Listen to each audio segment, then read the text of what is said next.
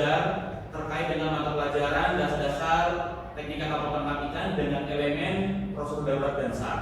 Ya, bisa kalian lihat di sini untuk model pembelajarannya yaitu problem based learning. Selanjutnya Bapak akan menjelaskan yang pertama terkait dengan capaian pembelajaran, kemudian tujuan pembelajaran, materi pelajaran, kemudian kita akan lakukan diskusi dan juga Bapak akan memberikan tugas ya tentunya melalui praktek, dan selanjutnya akan ada refleksi, kesimpulan, dan yang terakhir adalah saran. Kemudian untuk tugas yang akan Bapak berikan, kalian bisa mencari referensi melalui internet ya, baik itu YouTube ataupun melalui dari artikel-artikel yang ada di internet. Ya, jelas ini? Jelas. Selanjutnya, untuk tujuan pembelajarannya pada hari ini, yaitu yang pertama peserta didik mampu menganalisis alat pemadam api ringan atau APAR. Yang kedua, peserta didik mampu menganalisis klasifikasi kebakaran. Adapun capaian pembelajarannya, pada aplikasi peserta didik dapat memahami dan menganalisis tentang materi kesehatan dan keselamatan awak kapal penangkap ikan, respon situasi darurat kapal penangkap ikan, identifikasi jenis-jenis keadaan darurat, prosedur darurat, penanggulangan keadaan darurat, penggunaan isyarat bahaya, pengorganisasian tindakan dalam keadaan darurat, pemberian bantuan pada situasi darurat, pelaksanaan SAR untuk pelaporan dan kampanye sesuai dengan SOP. Metode pembelajarannya yaitu yang pertama ceramah, diskusi, tanya jawab, perdebasan, dan yang terakhir adalah presentasi. Pendekatannya yaitu scientific learning. Nah, selanjutnya nih adik-adik, ada beberapa pertanyaan yang akan Bapak berikan sebelum Bapak memulai materi ini pada siang hari ini. Yang pertama, bagaimanakah tindakan kita apabila kapal kita mengalami kebakaran di tengah laut? Ada yang tahu? Silakan Taruna Dago dulu. Apa tindakannya? Tindakan kita ketika kapal kita mengalami kebakaran ringan, sebaiknya kita menggunakan APAR yang ada di dalam kapal, Pak. Siap, cukup, Pak. Bagus, tepuk tangan. Selanjutnya apa untuk Taruna paham? Siap. Apabila kapal kita terjadi kebakaran besar, maka harus kita ambil langkahnya, yaitu kita cari pelampung dan kita selamatkan diri ke laut. Oke, kita memberikan atau melakukan suatu tindakan segera mungkin ya. Siap. Yaitu dengan mencari pelampung atau life jacket agar kita bisa menyelamatkan diri. Tepuk tangan buat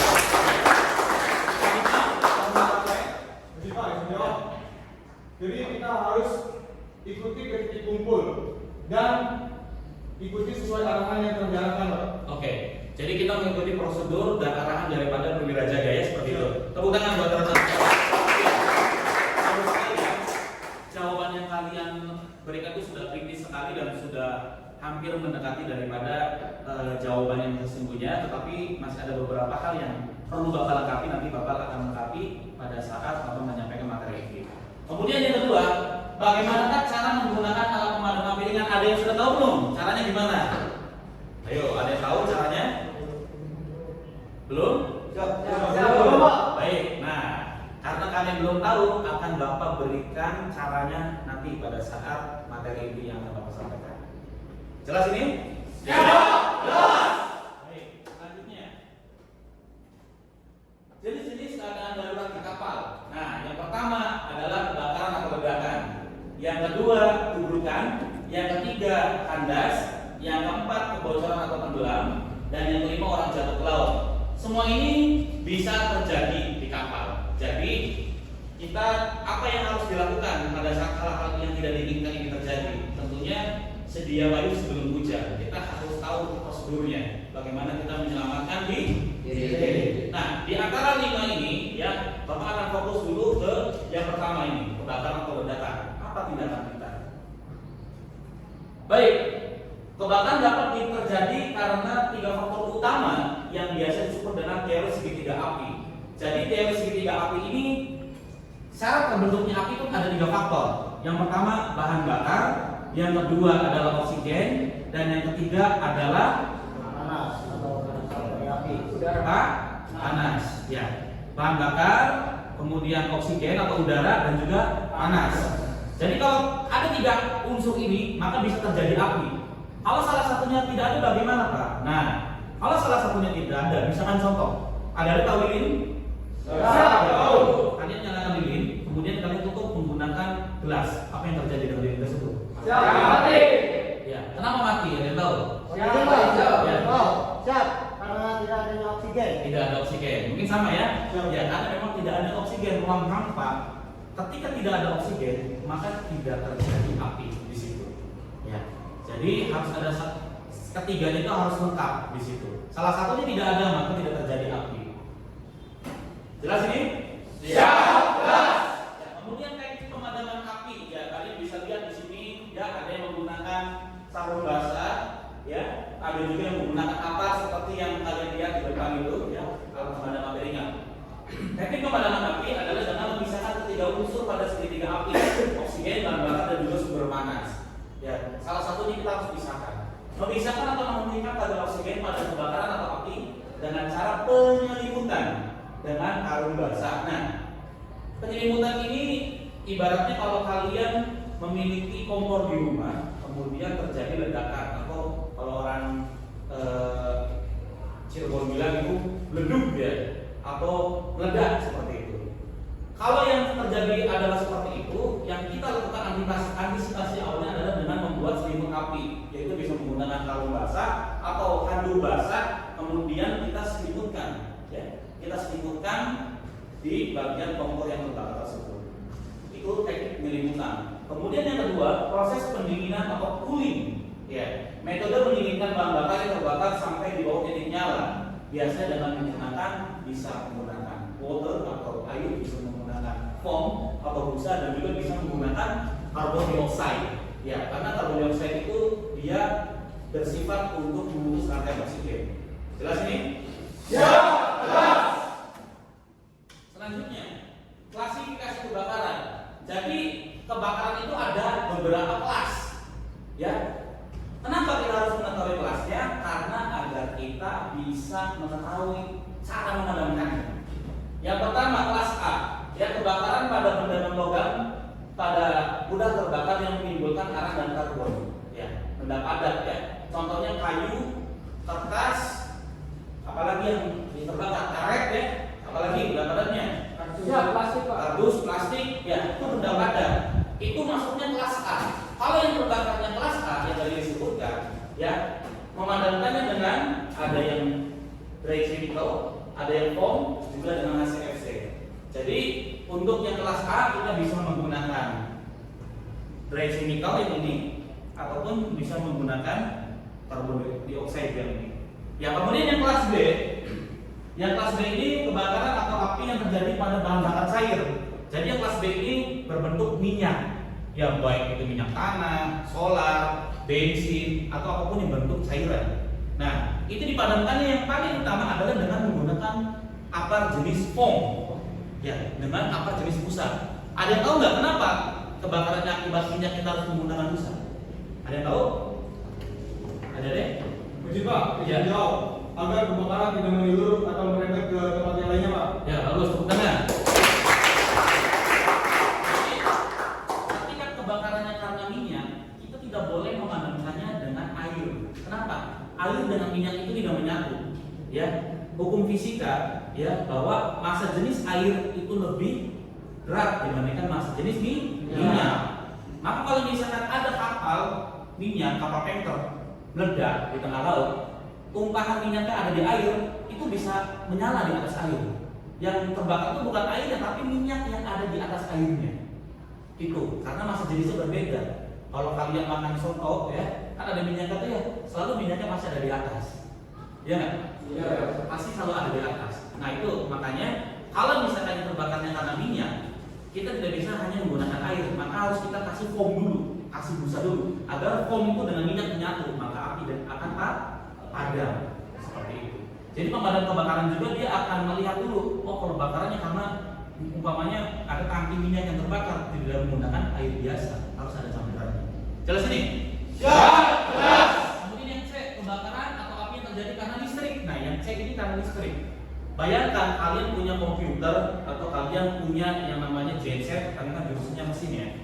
Kalian ada genset dengan tegangan tinggi, ya, kemudian meledak. Kira-kira nih memadamkannya dengan apa? Bayangkan, kalau kalian padamkan dengan menyiram air, berbahaya tidak?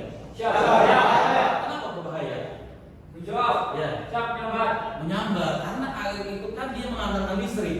Ya, apinya padam, kamunya juga padam. Ya.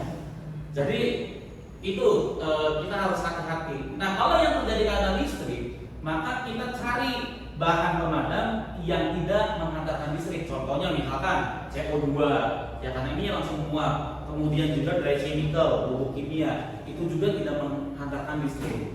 Jelas ini? Siap. Jelas.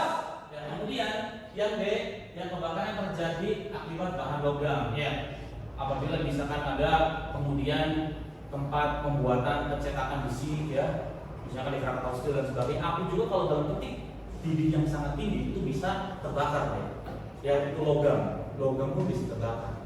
Makanya untuk membentuk suatu logam agar bisa lebih bagus, itu diantaranya dipanaskan dulu, ya, dipanaskan dulu, dibakar dulu, kemudian setelah itu baru dibentuk. Ya.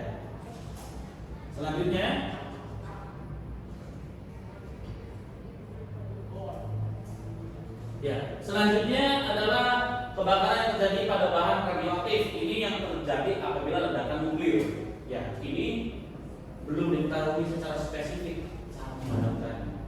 Ini masih diteliti, ya, untuk yang kebakaran bahan nuklir seperti yang terjadi pada Hiroshima Nagasaki ataupun pada saat reaktor Fukushima di Jepang ledak. Kemudian yang kebakaran atau yang terjadi pada ledakan bahan masakan. Ya, kalau yang kalian kerja di bidang pengolahan, kalau misalkan di dapur itu bisa juga terjadi kebakarannya. Nah, yang pas untuk memadamkannya di antara bisa dengan menggunakan air, ya, atau bahan baku air lainnya, ya. Ya, karena sangat mudah dengan air pun banyak tersedia. Jelas ini? Siap. Jelas.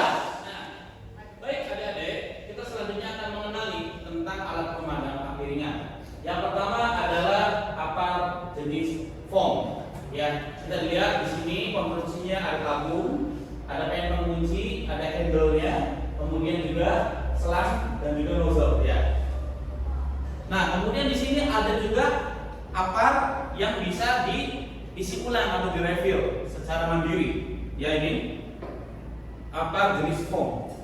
Ya, apar jenis foam ini yang bisa diisi ulang. Ya. Ini terdiri dari dua tabung, ya.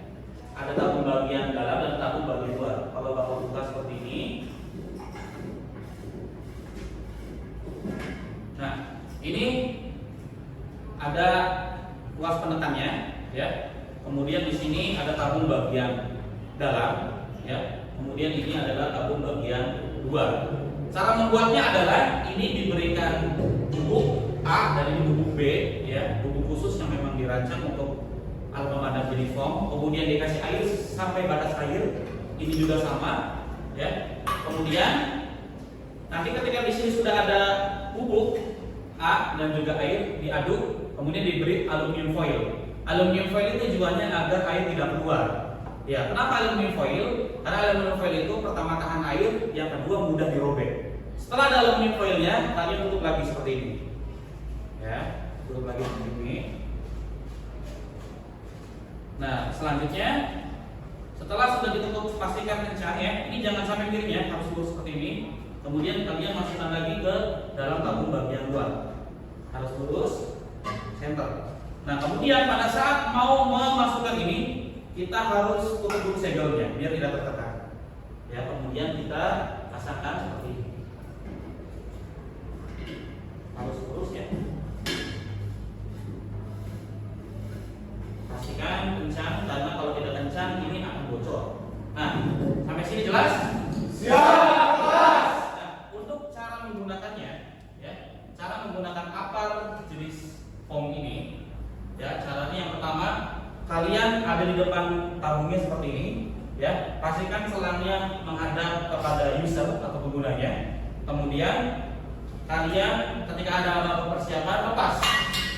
Kemudian fire tekan minimal 3 kali sampai aluminium foil yang diyakini sudah robek, ya. Kemudian kita dorong seperti ini, ya, turunkan dan kita ambil ujung selangnya seperti ini, pegang. Jangan begini ya, begini ya, begini. Kalau begini nanti kemana-mana karena ini tingkatannya tinggi. Nah, maka harus ujungnya. Jelas ini? Siap. Baik, ada yang mau mencoba? Silakan. Pak. Ya, silakan. Ambil.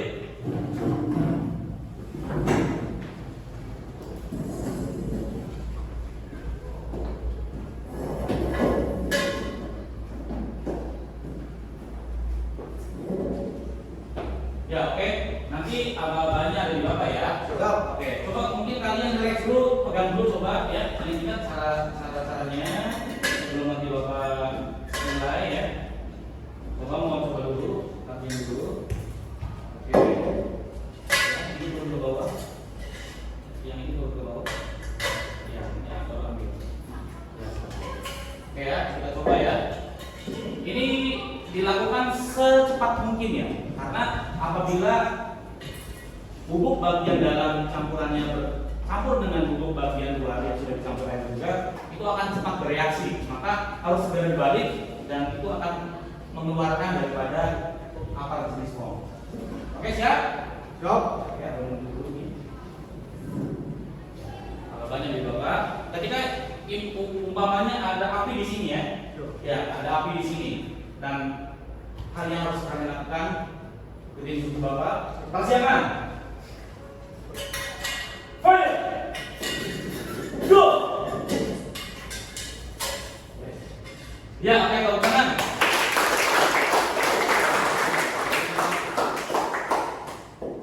Ya, bagus. Tentunya nanti pada saat kalian menggunakan ini ya, ketika kalian seperti ini, misalkan lelah, kalian bisa turunkan ya.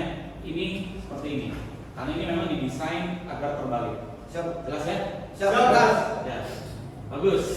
Siap. Silakan duduk. Siap. Terima kasih, Pak. Ya.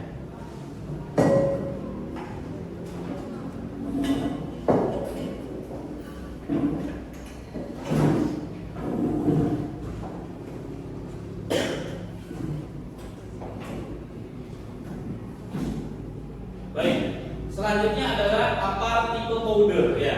Apar tipe powder atau bubuk kimia di depannya ya, di bagian tabung sini akan ada tulisan powdernya. Ya, selanjutnya di sini kita bisa lihat ada mouse-nya juga, ada selangnya dan juga ada pengunci segelnya. Kemudian ini handle-nya.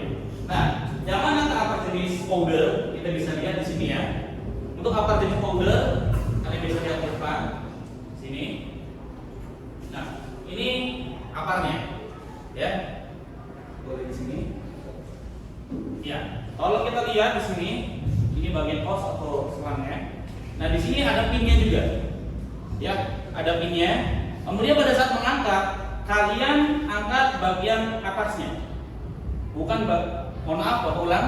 Untuk pada saat mengangkat, kalian angkat bagian bawahnya, bukan bagian atasnya ya.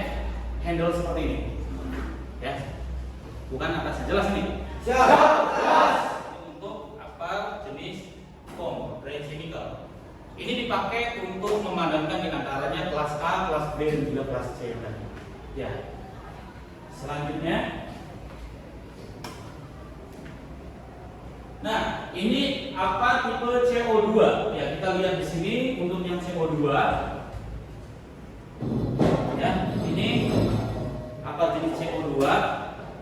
Kita bisa lihat. Ya, boleh kita naikkan dulu ke atas. Ya, jadi di sini ada hose atau nozzle-nya, ya. Ini selang dan juga nozzle-nya. Kemudian ini ada handle-nya sama, ya ini tabungnya. Di sini akan ada beberapa keterangannya di sini. Karbon dioksida, ya. Kemudian sama cara membawanya juga. Kita pegang handle bawahnya karena ini lumayan berat ya, seperti ini. Nah, kemudian cara untuk mengoperasikannya, ya. Sudah tahu caranya belum? Ya. Belum ya. Yang pertama adalah pull atau tarik pinnya, ya. Kemudian kita arahkan atau aim, ya. Kemudian yang ketiga kita tekan daripada handle-nya. Ya, seperti ini. Ya, seperti ini. Dan ini aman ya, ini langsung menguap ke atas ini dia bersifat udara seperti itu. Nah setelah itu kita kibas-kibaskan sampai apinya padam. Ada yang mau coba? Siap. Jadi boleh cerita lebih Pak. Ya coba ini. Boleh berkasih ya?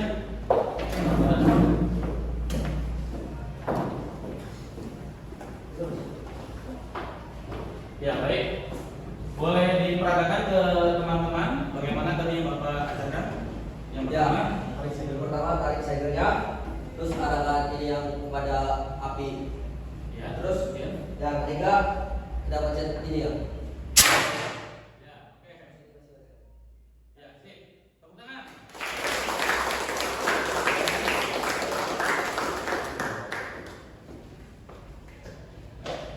Oke, untuk menggunakan apar cara dua, yang pertama di sini ada pin. Nanti kita yang pertama kita tarik pinnya. Lalu di sini ada nozzle dan selang. Terus arahkan kepada yang sedang pembakaran atau pembakaran apinya. Langsung ditekan dan kita kibas-kibaskan sampai apinya padam. Oke, tepuk tangan. Baik, bagus sekali ya. Bisa langsung kalian peragakan. Ya. Bapak yakin kalian bisa memahami dengan lebih cepat dan lebih baik ketika langsung mendemonstrasikan. Ya selanjutnya, nah ini caranya ya yang tadi Bapak sampaikan. Itu yang pertama adalah tarik pin pengaman, ya, arahkan nozzle ke sumber api, tekan kuas sampai ke-8, arahkan pancaran seperti gerakan menyapu atau dalam singkatan bahasa Indonesia itu tata. Tarik, arahkan, tekan, arahkan. Ya, atau bahasa Inggrisnya pas, pull, aim, squeeze, sweep. Ya, pull itu tarik, aim itu arahkan, squeeze itu kibas-kibaskan, ya, atau padamkan, ya. Sweep itu bersihkan sampai tidak ada sumber api yang menyala. Jelas ini? Siap. Ya kalau kita lihat di gambar, nah, kalian menemukan apar ini di mana aja? Ada yang tahu? Siap. Di sini tuh, di mana? Siap, di pom bensin. Bensin. Di rumah sakit. Rumah sakit. Di apa namanya? Apotek. Apotek. Di sekolah-sekolah Pak. Di sekolah ada. Siap, di pelabuhan Pak. Pelabuhan ada lagi. Siap, di kawal Pak. Kapal. Siap, di mall Pak. Di mall. Ya. Jadi yang namanya apar itu ada di hampir semua gedung ya. Gedung yang memang mewajibkan standarisasinya harus ada yang namanya alat pemadam api ringan. Kenapa? Karena di setiap tempat itu dia punya potensi bisa terbakar. Maka harus juga ada disediakan alat pemadam api ringan. Ya. Kemudian, nah ini cara membawanya seperti ini. Kalau kondisinya jauh, ya kondisinya jauh seperti ini. Kalau misalkan bayangkan kalian hanya menenteng seperti ini saja akan lebih capek dibandingkan kalau kalian bawa begini. Jelas? Jelas. Kemudian, nah dia tadi tarik ya, pinnya. Kemudian arahkan, tekan kuasnya, ya. Kemudian semprotkan daripada apa tersebut. Ya. Nah, baik untuk lebih memahami materi yang Bapak sampaikan pada siang hari ini, mari kita simak video berikut ini.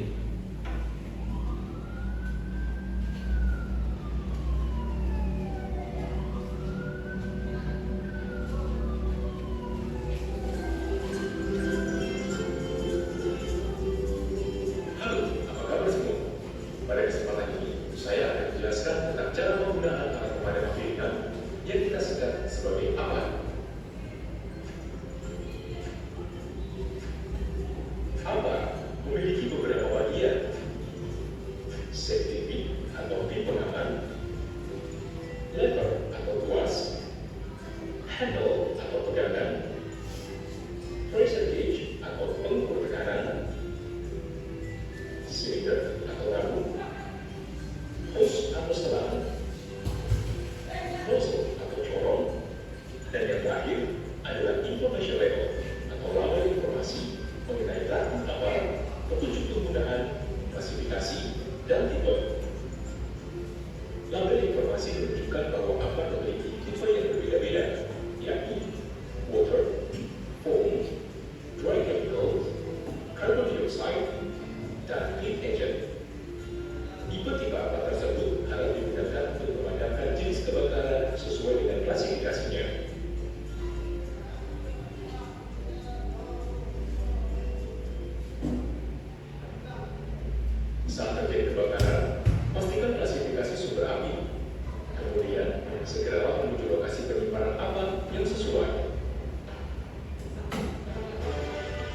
Sebelum digunakan, cek isi tabung pada pengukur tekanan. Pastikan jalan penunjuk ada pada posisi hijau. Catatan penting bagi para penanggung jawab kapal untuk selalu merawat dan mengisi ulang sehingga siap digunakan setiap saat. Letakkan aparat sejajar dengan tubuh. Hindari posisi kepala di atasnya. Tahan aparat sambil melepas pin pengamannya. Periksa tekanan aparat dengan cara menekan corong ke atas, lalu tekan tuas beberapa kali. Setelah memastikan semua berfungsi dengan baik, angkat tabung aparat dengan menduga menggunakannya. Untuk menghindari risiko keluar dengan tidak sengaja, jangan membawa aparat dengan posisi tangan menggenggam tuasnya. Sampai di lokasi kebakaran, ambil jarak dari sumber api kurang lebih 2-3 meter. Apabila berada di luar ruangan, pastikan posisi kita tidak berlawanan dengan arah api. Angkat tabung aparat dan arahkan corong ke sumber api. Lepaskan isi tabung dengan menekan tuasnya. Kemudian, kibaskan corong untuk mengatur arah semburannya hingga merata. Setelah api berhasil dipadamkan, masukkan kembali tim pengaman tuas. Lalu, simpan aparat pada tempatnya. Secara singkat, penggunaan aparat dikenal dengan istilah PES, yaitu pull, tarik pin pengaman tuas. E, arahkan corong ke sumber api. Squeeze, tekan tuas untuk mengeluarkan isi tabung. Sweep, sambungkan secara merata hingga api padam. Demikianlah langkah-langkah dalam menggunakan kapal. Semoga informasi ini bermanfaat bagi kita semua. Terima kasih atas perhatiannya. Sampai bertemu di materi lain. Salam. Oke, tepuk tangan dulu. Kita harus tayangan video ya, tayangan video agar kalian lebih memahami. Bagaimana dengan tayangan ini kalian lebih paham ya? Bagus. Selanjutnya, baik adik-adik ya. Bapak sudah membagi LKPD ya. LKPD untuk kelompoknya ada di classroom dan juga untuk hardcopy-nya ya, ini akan Bapak bagikan juga ya LKPD-nya. Kelompok 3 mana? Ya. Semua sudah tahu ya kelompoknya ya, sudah Bapak share di classroom ya? Kelompok 1 siap. Ya. Kemudian kelompok 2. Baik. Silakan kalian pelajari dulu ya. Yang kalian pelajari dulu LKPD-nya oleh kelompok kalian masing-masing. Ya, untuk LKPD-nya ya itu contohnya. Ya, baik adik-adik, selanjutnya kalian berdiskusi ya, berdiskusi masing-masing kelompoknya. Ya, silakan sudah ada permasalahan yang Bapak berikan di LKPD tersebut. Nanti kalian setelah berdiskusi melakukan presentasi di depan. Jelas ini? Siap. Silakan diskusi. Boleh duduknya kalian bisa saling merapat ya.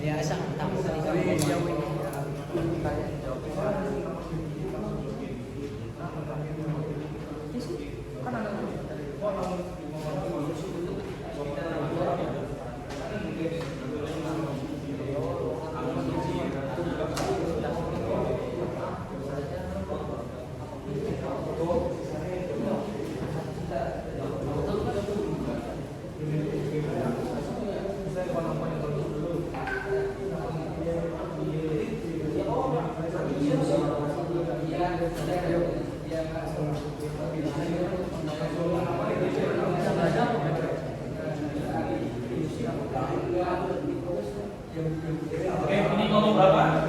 Saya berapa? Tiga, Pak. Tiga. Masalahnya apa yang didapat? Saya kesalahan umum saat menggunakan apa? Oke, kesalahan umum saat menggunakan apa ya? Silakan kalian cari penyebabnya ya. Juga solusi mengatasinya agar didiskusikan dengan penyeluruh ya, supaya semuanya bisa aktif ya. Yang ketuanya siapa? Siap. Silakan dikomunikasikan.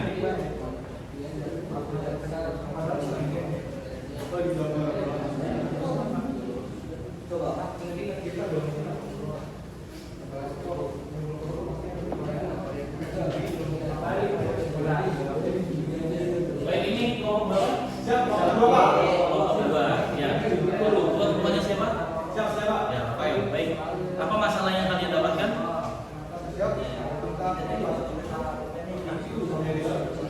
Oh, ya, tentang bagaimana cara memadamkan tumpahan minyak di laut ya, kebakaran akibat tumpahan minyak. Bagus. Sudah dapat beberapa informasinya? Ya, silakan didiskusikan lagi ya. Diskusikan lagi. Ya, lanjut.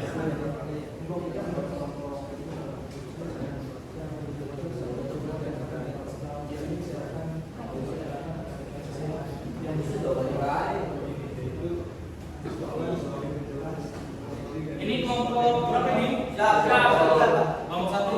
Iya. Permasalahannya apa yang kalian dapat di sini? Masih sering terjadi kebakaran kapal. Oke. Mengapa sering terjadi kebakaran di kapal ya? Silakan kalian cari ya solusinya, kemudian dampaknya apa, penyebabnya apa ya. Biar kalian presentasikan. Nah, ini. Siap.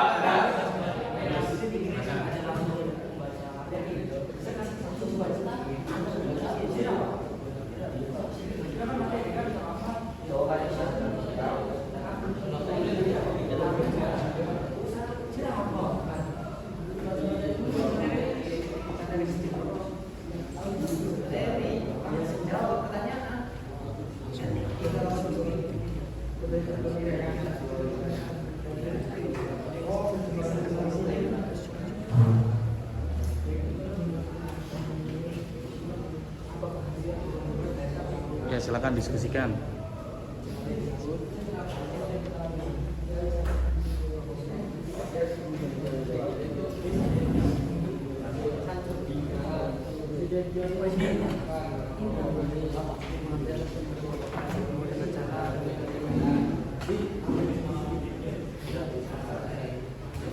Masalahnya apa di sini?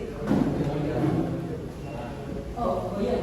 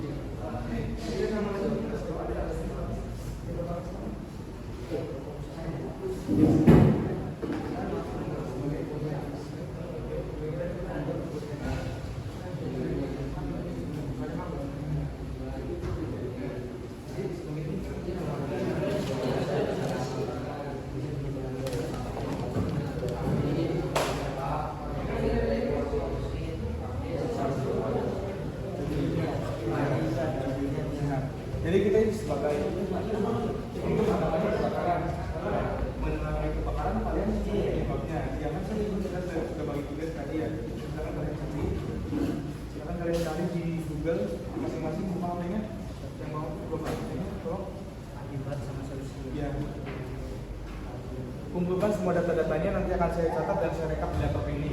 Nanti akan saya setorkan ke Pak Ibu untuk kegiatannya di sana. Jadi kamu sudah menjawab ya? Nanti kamu sebagai satu lain dan kamu sebagai pegawai. Jadi saya nanti akan sebagai moderator yang